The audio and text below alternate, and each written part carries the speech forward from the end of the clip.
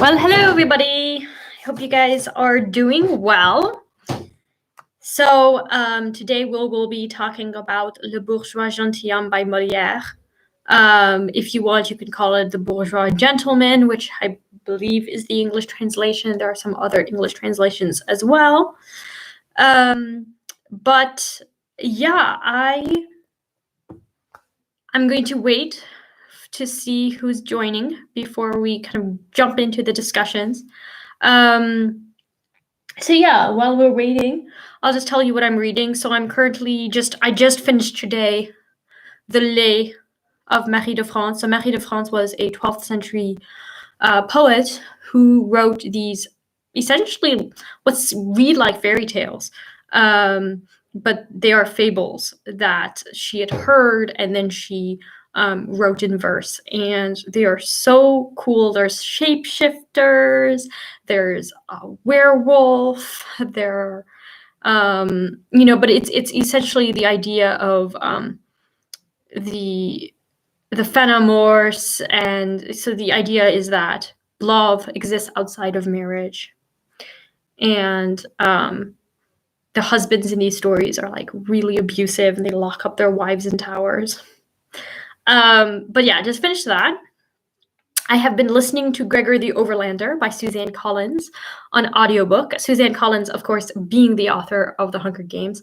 I've never read The Hunger Games, but I had read Gregor the Overlander and maybe another book in the series when I was younger. My brother loved it. So I've been listening to that on audiobook, and I've also been reading Mary Poppins. So you can see the mix of things, some serious, some less serious, some for adults, some for children, some old, some new. Whoops, I'm getting too excited. But yeah, so that's what I'm currently reading. If you are joining in, I'm just waiting for people to come on here so we can start talking about Le Bourgeois Gentilhomme, which is our first play for Molière May. I've been reading the discussions on the Goodreads group, and I'm going to respond to all of them. But I think that there have been really, really rich and really cool observations, and I will mention a few of them in this live stream. Let's see. Other things. I really liked this. This was a great play to begin with, because I think it really represents the extent of Molière's craft. People are right to point out that it is a mix of, theater, like, just actors on stage, but there's also ballet, there's song, there's dance, there's all of this mixed in. And the music, the operatic portions were written by Lully. Hello! Ooh, it's nighttime where you are. Yeah? So you must be living in Europe then, if it's night, because it's night here. Feliday. Unless you go with the 1962. Feliday 1962. Anything else? Oh yeah, I've been trying to think up a story, because I'm like, I feel like I'm not a creative person, and that I would really like to write a book, because I guess that's the thing we're supposed to all be doing during this confinement period. Except I can't come up with a plot, and I also have no experience with creative writing, so it's gonna be fun. But I'm just, trying to see that maybe if I try different types of writing, then I will feel more comfortable with academic writing. Anyway, wait a few more minutes before we start talking about Molière. I just want to point out that, I know that Molière is challenging because it's 17th century. It is, a classic. It's a play, which a lot of people don't have experience reading plays. However, there are some excellent productions on YouTube. And even if you don't know French, I definitely recommend watching portions of the adaptations. The one that I included in the Goodreads discussion, definitely go look at the ballet portions. and the operatic portions, because it's really delightful. And also go listen to the 17th century French, because it is like sounds like Spanish. And for example, the title Le Bourgeois Gentilhomme in modern French, in Middle French it would be Le Bourgeois Gentilhomme, which is so cool. Or instead of like ma foi, they say ma foi. I really loved listening to the 17th century French. It was really cool. But it's also to say that, yes, it is challenging. It's challenging for everyone. And also, this isn't, a class. It's not like super formal. It's super casual. So feel free to share your thoughts. And, this is totally chill. Don't feel intimidated by it. I think sometimes we go into text thinking that we have to have this enormous amount of knowledge before we even pick up something. And I want to challenge you all to just pick it up and read it. And then you can always reread it later. That's a great thing about theater. It's not very long. You can always read it later. Yeah. So like, don't feel intimidated by any of this. It's fine if it's totally new for you. It's fine. The last time I read Le Bourgeois Gentilhomme, I was in high school. And like I said, it was one of the first French texts I ever read. So I was just struggling through the French. Reading it now, it's like, in some ways, like I'm reading it for the very first time. So yeah, don't feel intimidated by this. And I think that this live stream will go great if we participate to some degree. And I really just want to know what you think. All right, well, it seems like there's some people on here already, so I think I will start. So, a little bit about the Bourgeois Gentleman. So, let's start with Molière, okay? So, Molière's real name is Jean-Baptiste Poquelin, okay? His stage name was Molière, and he put on plays at the I guess it was like the Royal Theatre in Paris. But he's essentially the playwright for Louis XIV. And his plays, his main primary audience were nobles. Okay, so if you recall, Louis XIV was the first absolute monarch of France. And he basically took all of his nobles and placed them in Versailles. I mean, Versailles was built so that, he could keep the nobles in one place, and then he could rule France. And so Molière was a playwright who made plays. His troupe put on plays for the nobles. So I think it's important to keep in mind that the nobility is his primary audience. This will also include clergy. Hello, Marion. So this will also include clergy. So he cannot say, he has to be careful, okay? And this is definitely true when we talk about Tartuffe next week, because Tartuffe was censored, okay? So some of his plays were censored, and, he has to be careful about what he says. So that is the first thing, okay? The Bourgeois Gentilhomme is about Monsieur Jourdain, who is a bourgeois. So what is a bourgeois? I know we use the term bourgeoisie today, kind of in a more Marxist context. The bourgeoisie at this time are people who do not have landed estates, okay? These are people who are wealthy, they have money, okay? But they don't come from noble families.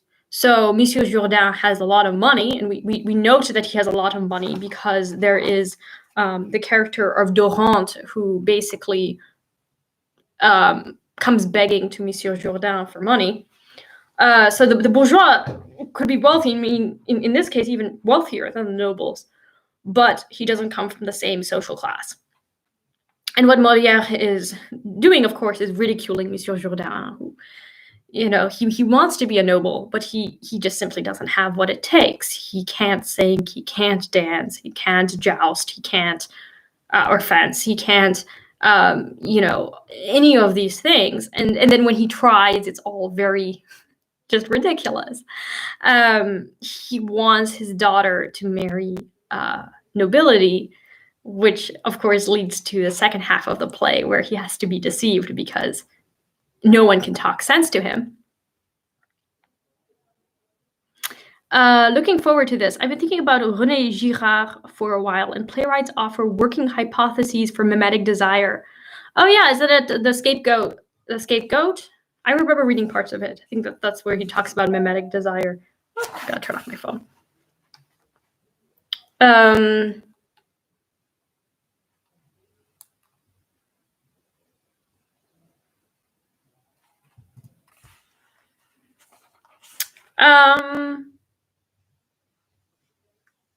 Sorry, I got distracted by my phone.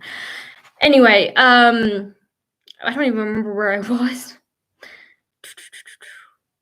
Yeah, Monsieur Jourdain. We're talking about Monsieur Jourdain. Monsieur Jourdain, he looks like a fool. And so he has to be deceived so that his daughter can actually marry the person she loves. And so we have Monsieur Jourdain. You have Monsieur Jourdain's servant, who's named Nicole. The servant, as is often the case in Molière's plays, the servant knows the truth. Like, the servant knows what's going on and thinks that the master is a complete fool. They have to try to be diplomatic about it because they can't just outright be like, disrespectful. But it's usually there's a lot of humor there because the servant is more intelligent than the master. There's a daughter, Lucille. Of course, the wife, Madame Jourdain. There's Covial, who is the servant of, Cléante. Right? Cléante. Yeah. So Covial is Cléante's servant, who is in love with Nicole, who is Monsieur Jourdain's servant. So Lucille, so it's basically like there's the servants who are in love with each other, and then their masters who are in love with each other. And then you have Dorante, who is a noble, and he is wealthy. No, he's not. He's broke. That's the thing, right? He's broke, but he's a noble. Whereas Monsieur Jourdain is wealthy, but he's not a noble. Really showing how class is complicated here. And then you have Dorimane, who is a marquise, whom Dorante is in love with. And it seems as if Monsieur Jourdain is also very attracted to her. So basically, Dorante is begs Monsieur Jourdain for money. So then he uses that and pretends that he's the one who's giving all these gifts to Dorimane. And I think it's like Monsieur Jourdain thinks that he's also giving gifts to Dorimane. So like it's just all of these people fooling Monsieur Jourdain, but also fooling other nobles, because the Dorante is lying just as much as Monsieur Jourdain is lying to others to defend himself. So you see how deception is important, not just for Monsieur Jourdain, but also for the nobles. And so like the major theme of this play is that a bourgeois cannot become a noble. Okay, so there's this idea in early modern French theater, the social class is divinely ordained, and that attempting to surpass that, to kind of move up or down, is simply impossible. That there are just that the bourgeois, no matter how much he may try, can never be a noble. He will just look like a fool. To get a comment here. Feliday says, I would suggest Bulgakov's book on Molière. I do want to read Bulgakov's book. There is a French scholar today named Georges Forestier who talks a lot about the myth of Molière. So there's a lot of myths surrounding Molière's life that, I think shortly after his death kind of started coming together. And it is this myth that is kind of embraced as truth by authors like Bulgakov. So a lot of the biographies that you will find on Molière are based on this kind of myth of Molière. But unfortunately, there aren't really any affordable challenges to that narrative. And I think it would be really interesting to read all the different lives of Molière, because Molière isn't presented as this great playwright, is So I do want to read Bulgakov's book, but I do think it is important to think about how these stories are written and what they say about the people who write about these figures, if that makes sense. So in other words, don't take them at face value. You know, I would like to read Bulgakov's. Let's see. So some things that I noticed in the Goodreads discussion. So first of all, there was a question about, you know, what's going on here with Monsieur Jourdain being bourgeois. I hope I clarified what's going on there, what a bourgeois is, you know, what's up with that. Then there was like observations about the question about art and, you know, art for the sake of art, but then also art for money.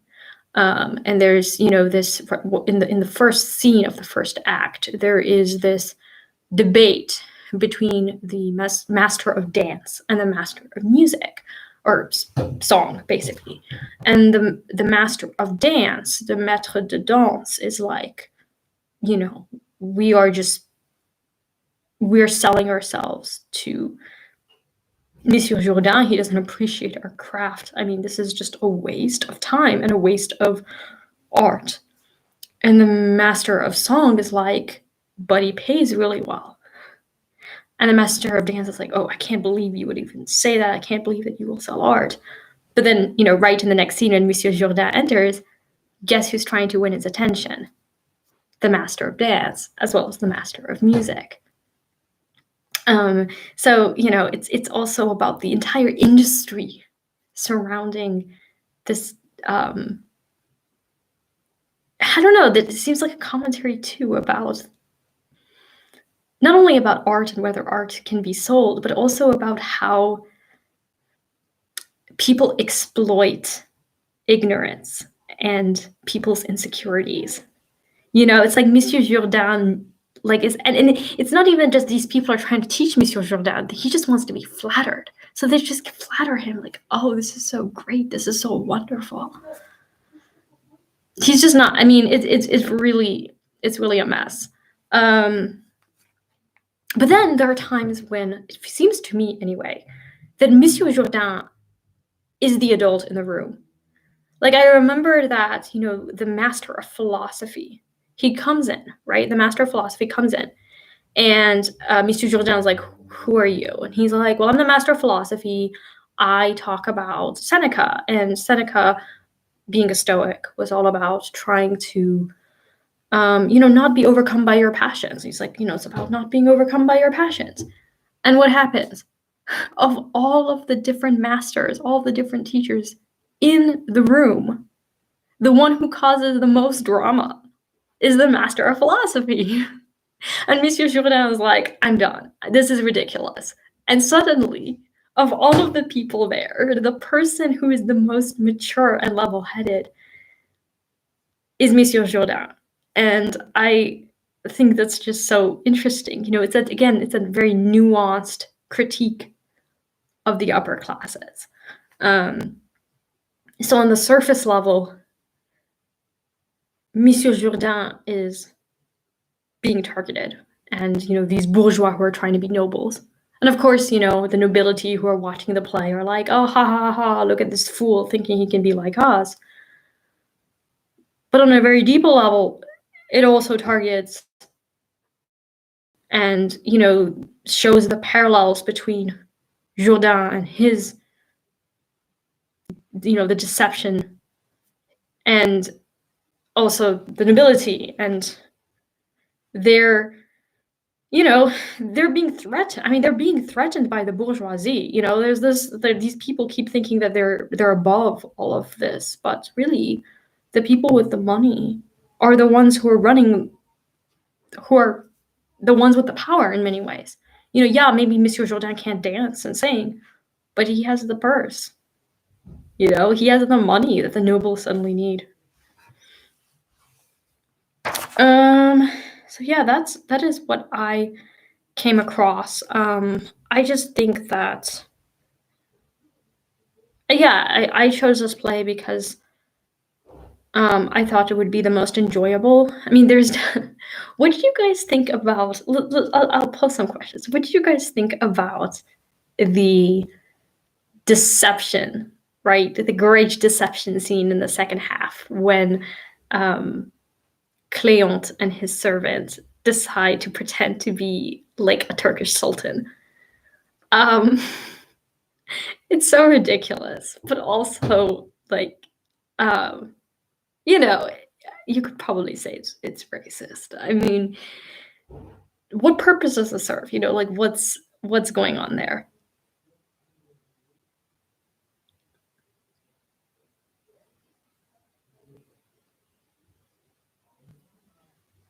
I don't know if this is the best way to do discussions. I'm still figuring out this live streaming thing. Okay, well, I'll tell you how I felt about it. I think that so, you know, the Turks, the Ottomans at this point are, you know, the enemy. Okay. They are going to be ridiculed by a Christian society. And actually, religious intolerance is on the rise at this time because it's Louis XIV who will revoke the Edict of Nantes, who gave, you know, the Edict of Nantes had essentially given some freedoms to the Protestants, and Louis XIV revoked the Edict of Nantes. So this is a time where, you know, religious orthodoxy is really, really important. And so, yeah, the Ottomans, you know, not being Christian, they're definitely going to be ridiculed on that end. But also, you know, it's important that, for Molière anyway, that he's not trying to, well, okay, so Monsieur Jourdain wants his daughter to be married to a prince, right? So of course, you know, because he's not willing to listen to reason, he's not willing to listen to his wife.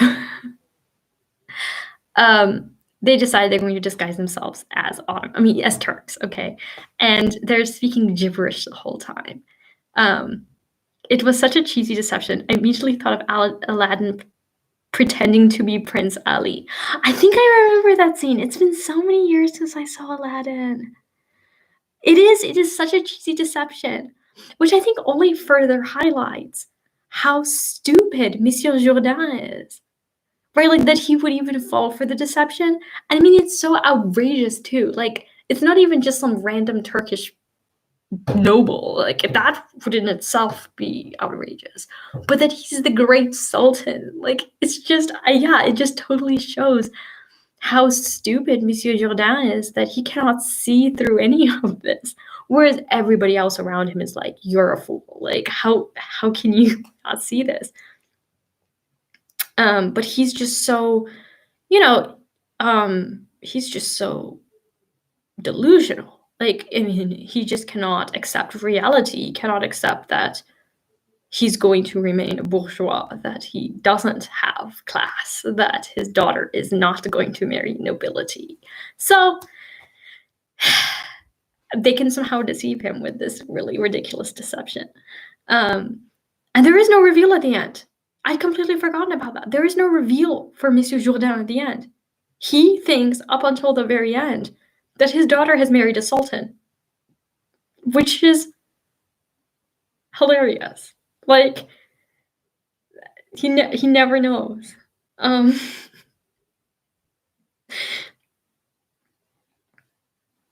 It is very cheesy. I'm trying to remember what other comments people were making on Goodreads.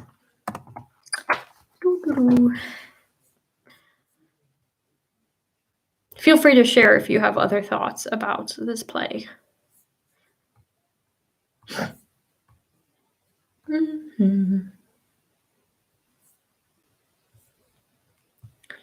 Let's see.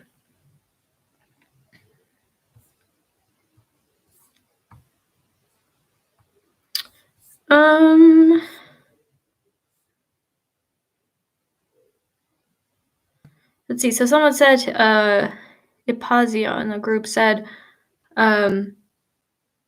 we all dream of something better, but does that something better necessarily mean that we'll be happier? Yeah,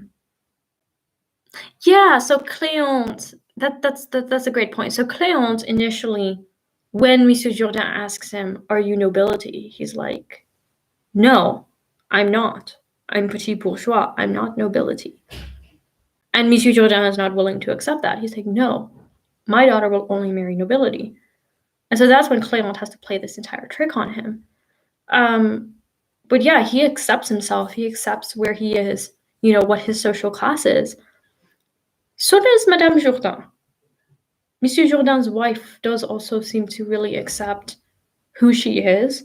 And, she's not at all deceived by anything Monsieur Jourdain does. She thinks he's a complete fool. And she also knows that he's interested in another woman. So she's totally aware of this.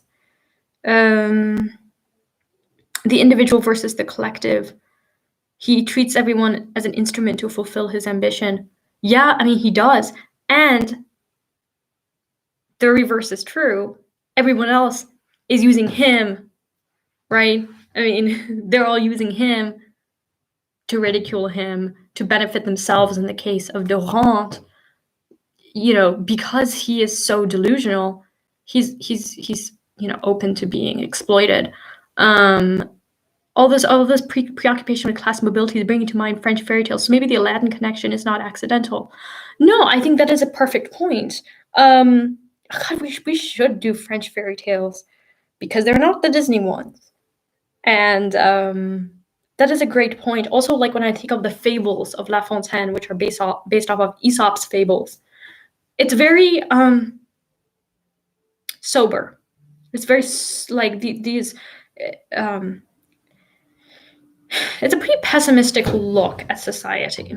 It's a way of saying, no matter how much you might try to overcome your social class, there's always something that betrays who you really are. Like there's this sort of idea that deep down you are this person, which is in a way, right, how people in power, right, how the nobility particularly justify their positions in society, and how they can, keep or attempt to keep the third estate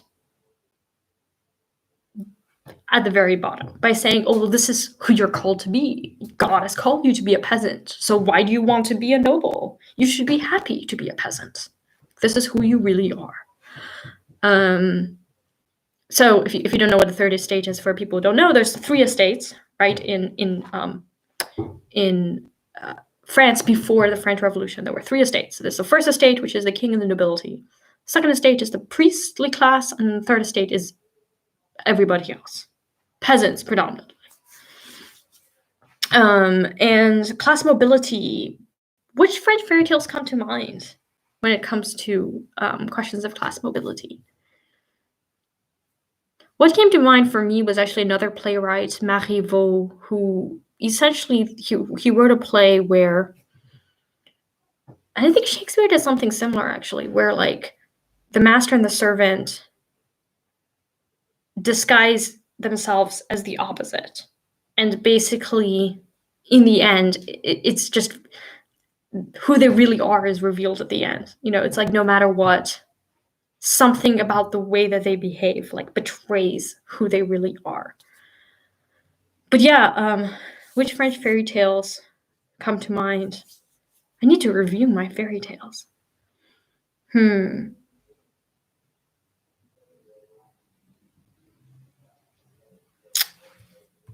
Okay, let's see.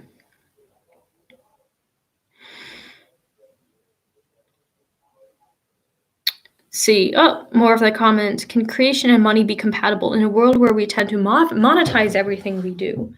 And if we cannot monetize, then we might not even bore ourselves in doing it. The question is fundamental. Sure, yeah. And that is a huge theme.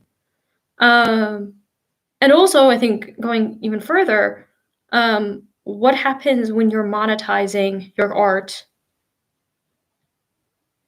Well, like, what happens when you add like fraud to that? What if you're like, because these artists in this play aren't simply, teaching dance to Monsieur Jourdain so they can get his money. They are doing that, but also they are flattering him. They are pretending that you have to behave in certain ways when in fact it's just absolutely ridiculous. They're making a complete fool of him. And, so they are snake oil salesmen, not just, art instructors. At what point, does ethics, what's the ethical dimension of teaching and just money? I think that's also a big thing. What is the ethics of money? Like, how should money be spent? Like, who owns money? Like, there's this whole, like, it seems like it's almost like a new issue where people are talking about money and how money is gained and how money is spent. And the circulation of money in this play is definitely something to consider. First one that came to mind was Cendrillon. Sure. Right. Oh, that is a great one. So Cendrillon, I'm thinking, so this is Charles Perrault's version, right? So there is, does she get with him at the end? I think she does. So I think that there is, or is he? Gosh, I haven't remembered the Cendrillon by Charles Perrault.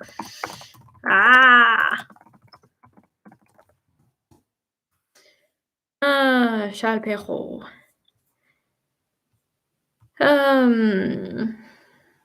Let's see what we got.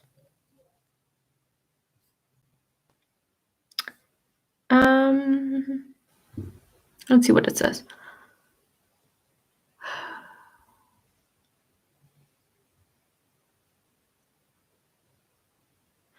Okay, so I think the beginning is about the same. There's the fairy godmother, all of that is the same. I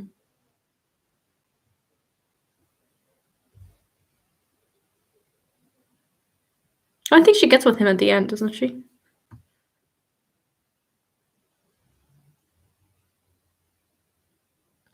But yeah, I mean, Cendrillon definitely deals with social class because you have someone who's poor who climbs a social ladder.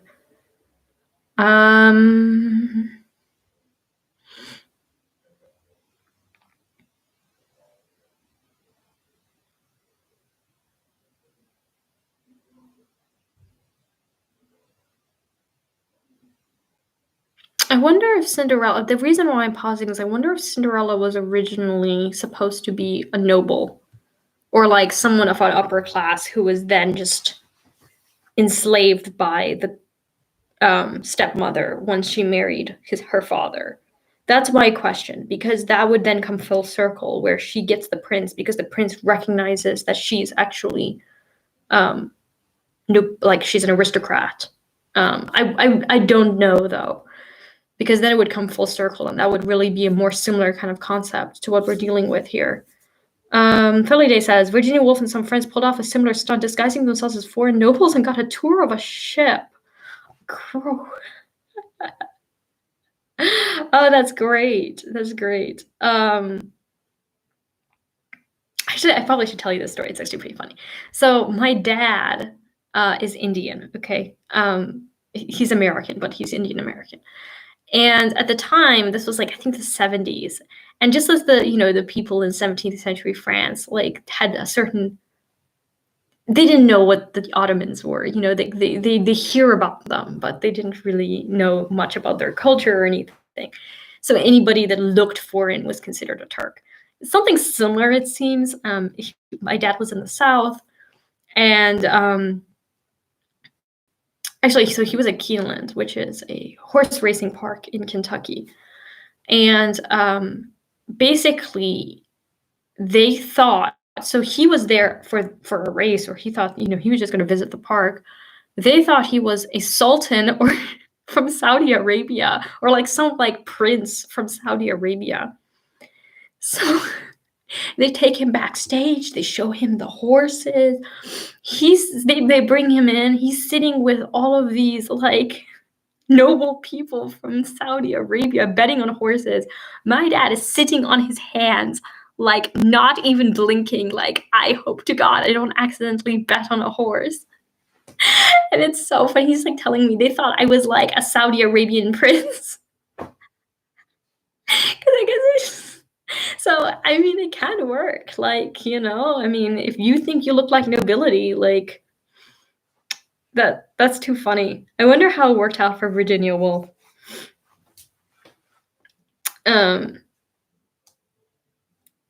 Yeah. Let's see what else.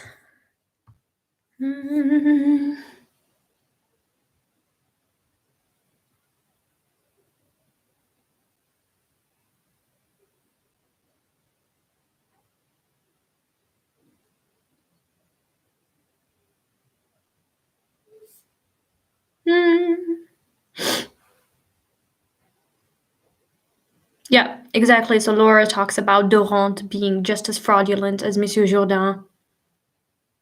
You know, Dorant will make fun of Jourdain, but at the same time, he's a fraud himself because he steals money from this guy he ridicules, but actually he needs very much. That story about your dad reminds me of my Asian dad in the 80s. Some kid actually thought he was a martial arts master in disguise. Dang, like all these opportunities we miss out on. Like, it's just great. Matthew says, the ethical dimension of aesthetic objects, thinking out loud, social class and networking, and marketing tactics. A good play could be written about making artworks in the social media age. Yes, absolutely. I think that what makes this play was what a lot of, what seems to be the kind of the consensus to some degree is that there are elements of this play that seem very relevant. And it's not, we don't have a nobility, but we do have people who are treated as nobility in the United States anyway, okay? But also in many developed nations. We have we might not even countries that do have nobility, they're like constitutional, so that's not really who has the power. The people who have the power are the billionaires, right? The people who have an extraordinary amount of money. So money is really the the where it is. So I think of like the Great Gatsby, okay? And then of course you have celebrities who are also very wealthy, but they look very beautiful and they can act. So there you go. And there's a lot that can, there's a lot. I'm trying to remember what I was trying to say about the billionaires. Oh yeah, I mean, they're just our nobility today. They're the people with, that people want to be like. And so much of the internet nowadays, especially on YouTube and on Instagram, is this, hustle culture. Like, you have to behave in certain ways and wake up at 5 a.m. and have your cold shower and your, morning pages and your lemon water and meditate for 10 minutes and work out before, whatever. And then get all your work in and do so many Pomodoros every day. And if you work hard enough, then you too will be Jeff Bezos. Right? You too will be Bill Gates, right? All, you will be Mike Zuckerberg. The problem with you, or Mark Zuckerberg, is a Mark or Mike? Mark Zuckerberg. Your problem with you is that you do not wake up at 5 a.m. You got to do all these things, right? And it kind of just reminds me so much of like what these dance teachers and music teachers and everything are saying about Monsieur Jourdain. It's like, they all know that it's all just a joke, but they're making ton of money from it. So they're like, this is great. We're going to continue to teach this. And you have all of these on social media, you have all of these coaches, right? Like, how to get rich quick schemes, power of positivity, whatever. We commoners aspire to being these billionaires. Man, sounds great. I'd love to be a billionaire. If only I work really, really hard at my McDonald's job, I will get there. It's just, there's a certain level of deception I think, associated with that. And I think that is a parallel that I see between the theme in this play and what is going on today. As far as what you're talking about, Matthew, with the ethical dimension of art, is definitely interesting. I was thinking about like Insta poetry when you mentioned this, poetry that's on Instagram, and it gets a lot of praise. These Insta poets have tens of thousands of followers, but their poetry is panned by critics as rubbish. And yeah, I mean that is a question too. What happens when these I don't know how Instagram works. I'm guessing you can make money from Instagram. I just got an Instagram, but in any case, they will publish books like Ruby Kaur, who published a poetry collection, and she makes quite a lot of money from it, and people seem to appreciate it. But is it deception? Is it really art? Is she, is poetry cheapened because it is now marketed on social media in this way? There is a lot of really interesting questions too. They got away with it. They got away with it. Virginia Woolf got away with it. So there you go. There's hope. My dad can be a Saudi Arabian sultan, and Marion, your father, could be a martial art master. I mean, and Virginia Woolf and her friends can be foreign nobles. But yeah, I mean, I really enjoyed this play. I think it's one I can see myself really returning to over and over again. It really does, I think, have a lot that works today. Yeah, okay, the whole Turkish Sultan disguise thing is, I mean, it is racist. But it's also not, I mean, that's not really the point of the story. The point of the story is that Monsieur Jourdain is being fooled, which, works. I just love the gibberish, though, that Molière makes up. So yeah, well, we've been talking for 43 minutes. Anything else?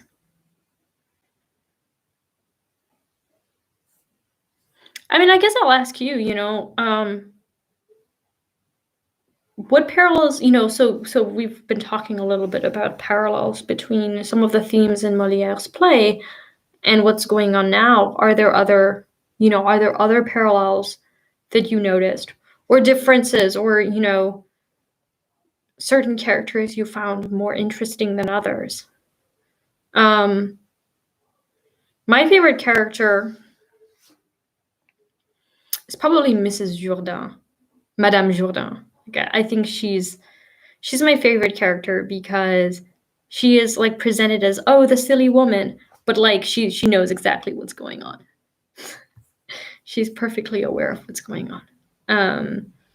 And she also, I just love her lines because they just add to the humor. Yeah, I thought she was my favorite character.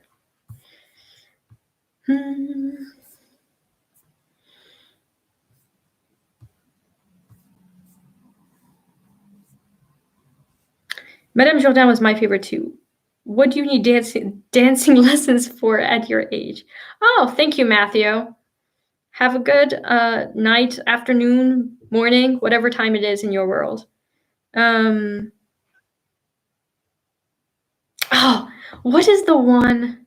There is a line in the play. I don't think it's Madame Jourdain. I think it is the Master of Philosophy, where let's see if I could find it.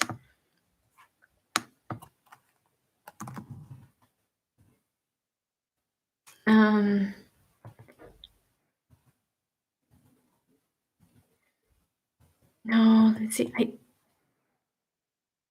Oh, the three. This is it. There's this one back and forth between the master of philosophy and the Monsieur Jourdain. And Monsieur Jourdain is asking the master of philosophy, like, what is logic? And he says, well, logic is what teaches you the three operations of the mind, of the spirit. And Monsieur Jourdain asks, what are this? What are these three operations of the spirit? And the master of philosophy, he responds, the first, the second, and the third. That's probably my favorite. La première, la deuxième, et la troisième. Yeah, so I think we'll wrap up now. If you have any final comments, leave them below. But yeah, next week we'll be doing Tartuffe. Tartuffe has an interesting history behind it because, as I said, it was censored, and he had to actually change the title of the play from Tartuffe or the Hypocrite to Tartuffe or the Imposter. And other things had to change as well. And yeah, so there's the question again, sort of the ethical question of Molière making art, and Molière also trying not to get his head on the chopping block, So it's just kind of having to like navigate those two, how to appeal to the nobles, to the king, to the priests. Tartuffe really reflects that. It's another comedy, and same time next Sunday, I think I will make a video that like a more traditional video for this, and talk about this play for like one of my spotlight videos, but I'm not sure yet. This was a great discussion. Thank you for joining. If you're watching and you don't, you haven't joined the Goodreads group, you might want to do that. I love the comments. I'm super grateful for everyone who has been participating or watching these live streams or anything.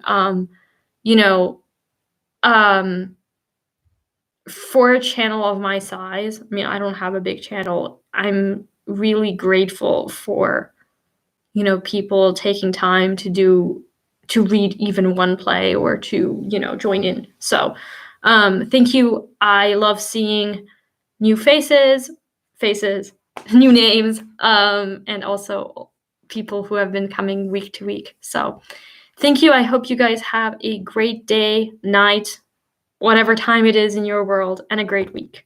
And stay safe.